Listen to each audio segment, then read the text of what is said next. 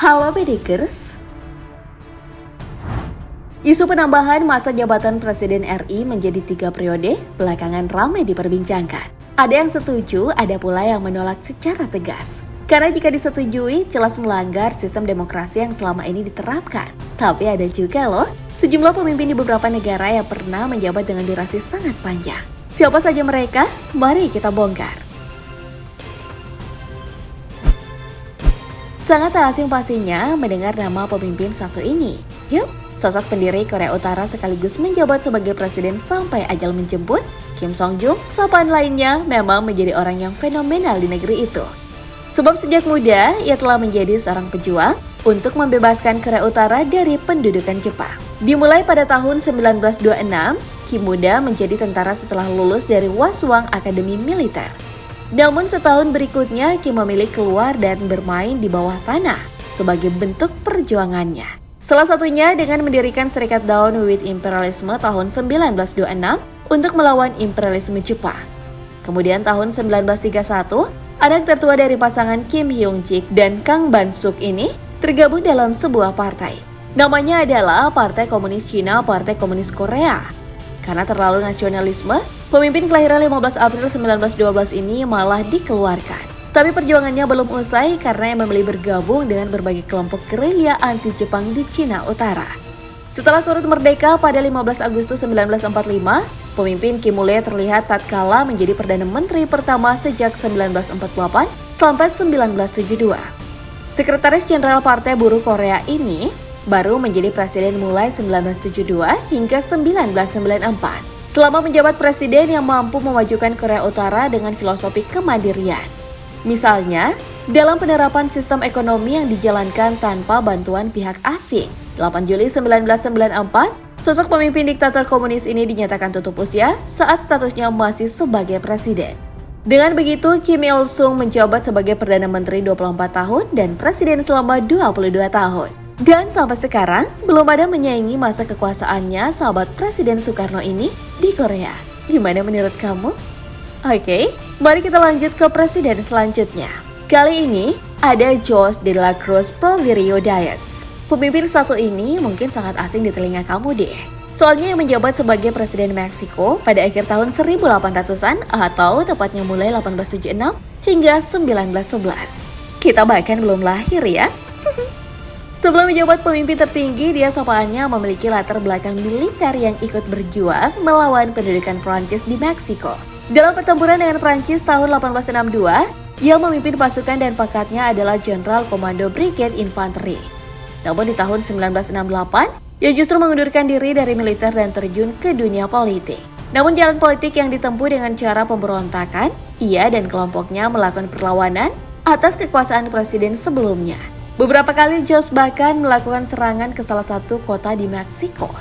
Pada pertempuran 16 November 1876, ia berhasil memenangkan perang bersama pasukannya. Sementara presiden sebelumnya diasingkan ke New York. Singkatnya, Díaz menjadi presiden Meksiko sejak 28 November 1876 sampai 1911 atau selama 31 tahun. Lumayan lama atau lama banget nih Bedikers? Dan berikutnya, Fidel Castro. Sosok kelahiran 13 Agustus 1926 ini adalah pemimpin Kuba. Sama halnya Presiden Meksiko, Fidel Castro juga memimpin dengan durasi 31 tahun. Selama hidupnya, ia sangat terkenal sebagai simbol komunis di Amerika Latin. Julukan ini tak lain setelah ia dan kelompoknya menjalankan revolusi di Kuba dengan menggulingkan pemerintah Fulgencio Batista di tahun 1959. Setelah aksi revolusi, pria yang khas dengan cerutu ini turut serta membangun Kuba dengan sistem satu partai sekaligus menjabat Perdana Menteri hingga 1976.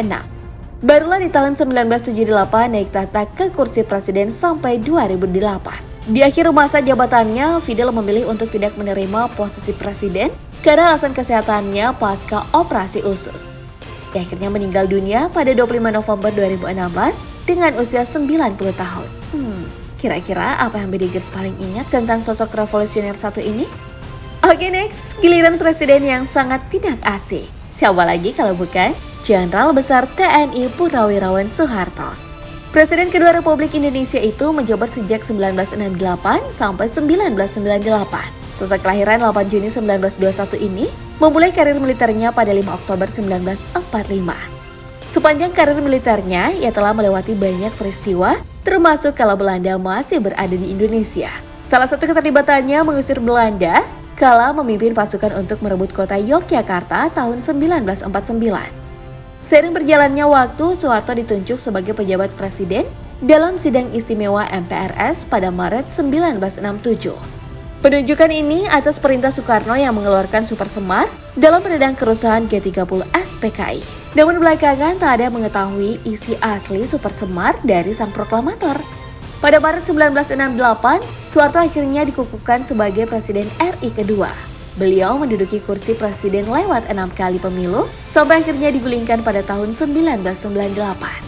Artinya, presiden yang dijuluki Bapak Pembangunan itu berkuasa selama 32 tahun. Sebagai penerus bangsa, kita harus menghormati jasa-jasa beliau. Apalagi di eranya, Indonesia sangat melekat dengan macan Asia. Benar kami Dikers? Oke, pindah ke presiden selanjutnya. Mantan pemimpin Yaman ini dikenal sebagai sosok yang berkuasa selama lebih dari 3 dekade. Namun perkembangan politik hingga adanya konflik di negara itu memaksanya turun dari tahta. Boleh dikata akhir karir presidennya cukup miris dengan Soekarno. Ali Abdullah Saleh lahir di Bait Al-Ahmar, Yaman Utara, 21 Maret 1947. Di usianya yang masih tergolong bocah, ia telah terdaftar sebagai prajurit infanteri Angkatan Bersenjata Yaman Utara sekitar tahun 1958. Sebelum akhirnya diterima di Akademi Militer Yaman Utara sekitar 1960. Selama menjadi prajurit, Abdullah Saleh sapaannya telah banyak melewati konflik di negaranya. Salah satu yang dicatat sejarah adalah kala terjadi kudeta Raja Muhammad Al-Bahar. Saleh beberapa kali memegang jabatan penting sebelum menjadi presiden. Di antaranya adalah Gubernur Militer Faiz sekitar tahun 1997.